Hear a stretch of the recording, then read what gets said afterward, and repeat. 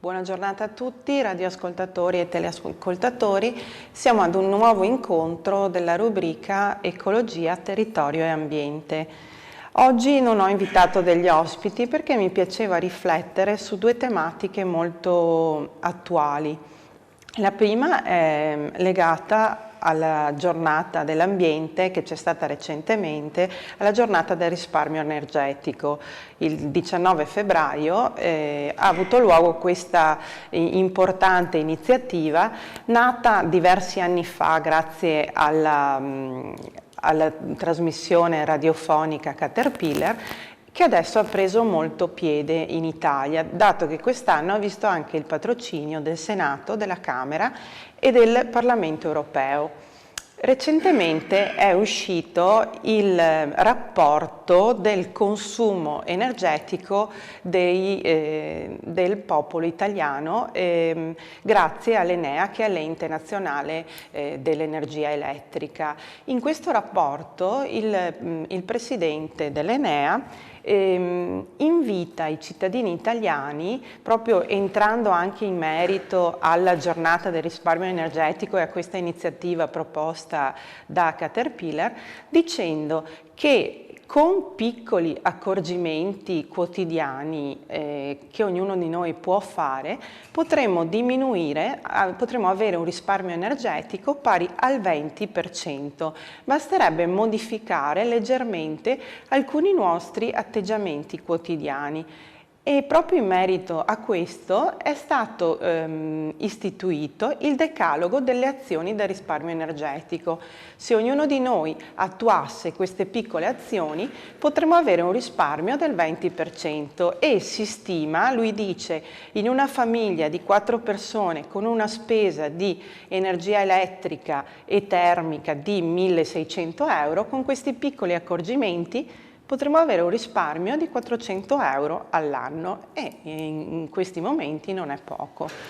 Il decalogo si incentra su alcune piccole azioni. La prima azione è quella di ricordarsi di spegnere le luci quando si passa da una stanza all'altra, e questo non solamente a casa ma anche nel luogo di lavoro e anche negli enti pubblici. Un altro grosso risparmio che si può avere, un risparmio intorno al 5-10%, è legato agli elettrodomestici che vengono lasciati in stand-by. Molto spesso noi lasciamo la televisione, lasciamo altri elettrodomestici in stand-by e comunque lo stand-by di questi elettrodomestici ha un consumo di energia, non ha consumo zero.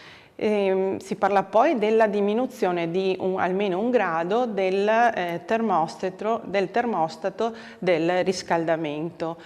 Consigliano poi anche nei cambi d'aria invernale, al posto di spalancare tutta la casa, di fare dei cambi d'aria più calmierati, in modo che comunque non ci sia un dispendio totale del calore che c'è dentro alla casa. Si consiglia poi di sbrinare spesso i congelatori e i frigoriferi, perché i congelatori tenuti con la giusta manutenzione hanno un consumo meno elevato di energia, di evitare se possibile il prelavaggio delle lavatrici, perché comunque nel prelavaggio c'è un dispendio di energia molto elevato. Evitando il prelavaggio si possono avere dei risparmi fino al 15%. Ci sono poi le indicazioni che abbiamo già detto, quelle di utilizzare la mobilità sostenibile, i mezzi pubblici, quindi se possibile nelle belle giornate, nei tratti vicini, utilizzare la bicicletta. E poi anche una mia amica che fa la blogger mi ha dato dei consigli legati anche ai risparmi che potremmo avere in cucina, ossia cucinare per esempio gli alimenti, se dobbiamo bollire delle cose, cucinare gli elementi a pila, oppure utilizzare spegnere il fornello prima e utilizzare il calore di rimando che ha riscaldato la pietanza. Questi piccoli accorgimenti, proprio secondo il presidente dell'Enea, potrebbero portare nella nostra spesa di fine anno dei risparmi. Dall'altro lato sarebbe che questi piccoli accorgimenti venissero attuati non solo negli edifici privati, ossia non solo dai singoli cittadini, come abitanti di un'abitazione, ma anche nei luoghi di lavoro e soprattutto negli enti pubblici, perché proprio nei nostri edifici pubblici molto spesso c'è un grande dispendio di energia, c'è molto caldo, le luci sono sempre accese, quindi sarebbe bello se questi piccoli accorgimenti si potessero attuare all'interno di tutti i vari edifici nei quali si svolge la nostra vita quotidiana. E soprattutto, io ci credo molto, nei bambini da seminare il piccolo seme dell'educazione ambientale, perché solo dai bambini cresceranno dei cittadini responsabili e innamorati dell'ambiente. Già accade nelle scuole con i progetti di educazione ambientale, che oltretutto nell'ultima riforma della scuola si parla proprio anche di educazione ambientale ai bambini, però ancora non si è ben capito se l'educazione ambientale la devono fare gli insegnanti o se ci saranno delle figure esterne che la devono fare.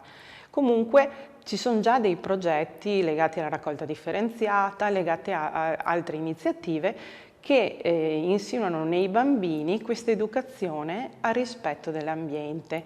Quindi se ognuno di noi attuasse questi piccoli accorgimenti, potremmo beneficiarne sia a livello di portafoglio, avendo dei risparmi, ma anche ne può beneficiare l'ambiente e ne può beneficiare il risparmio energetico generale.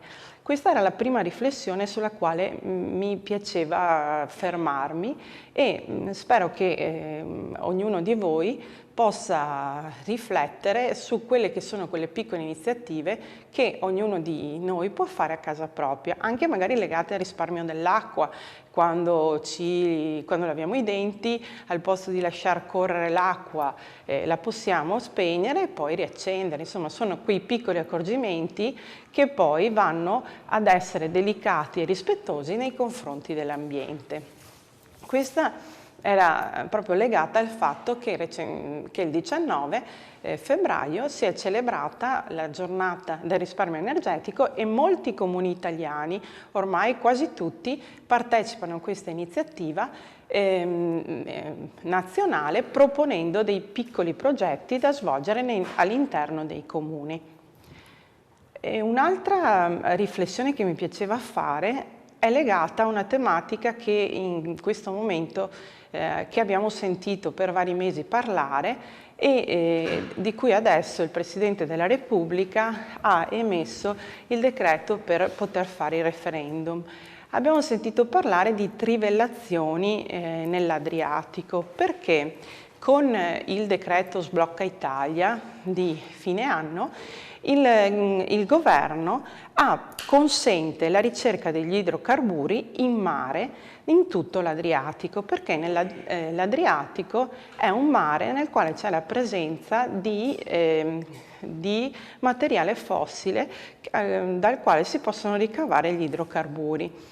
Questo ha subito fatto scatenare all'interno sia delle associazioni ambientaliste ma anche delle regioni rivierasche dell'Adriatico delle riflessioni legate a quello che l'abuso di queste trivellazioni può rimandare all'ambiente e alle nostre coste, che oltretutto le coste dell'Adriatico sono un grandissimo bacino di utenza per il turismo, tanto che il Veneto anche quest'anno è stata la regione con più affluenza turistica anche nelle coste dell'Adriatico, per cui far diventare l'Adriatico un giacimento per l'estrazione degli idrocarburi non piace a molte regioni. Il Veneto si è dichiarato da subito contrario, pur avendo nelle acque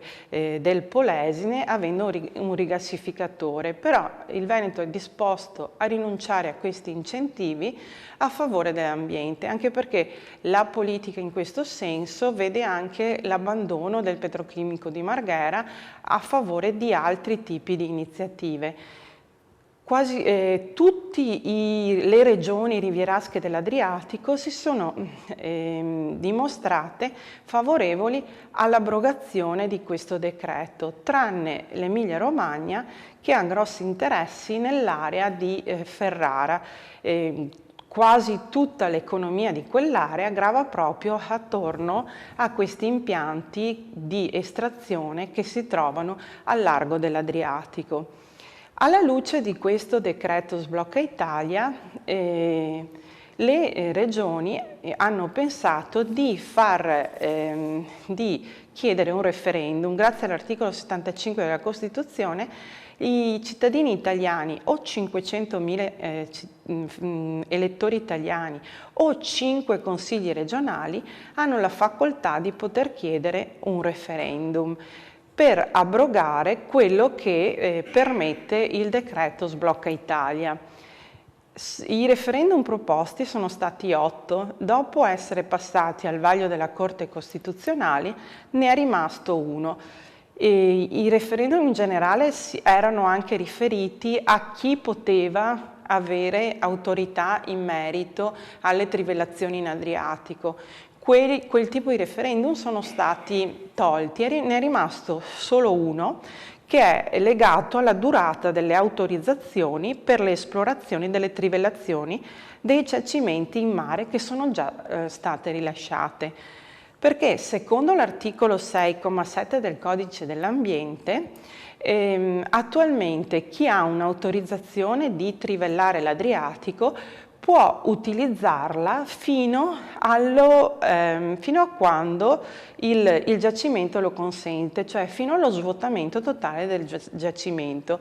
Quindi sono delle autorizzazioni che non hanno un termine e questo è un elemento che è molto grave.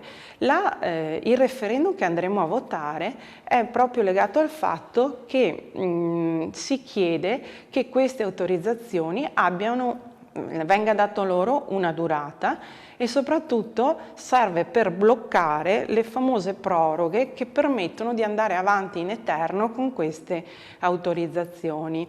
Recentemente, la settimana scorsa credo, il Presidente della Repubblica Mattarella ha firmato autorizzando il referendum e quindi noi andremo a votare il referendum per dare una durata a queste trivellazioni, quindi il 17 aprile.